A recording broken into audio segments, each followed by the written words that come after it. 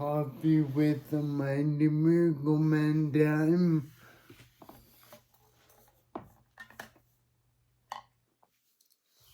I was just thinking, the only thing you can really control is your mind.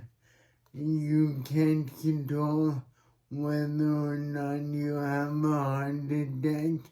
You can try and live a healthy life. I can help you with that.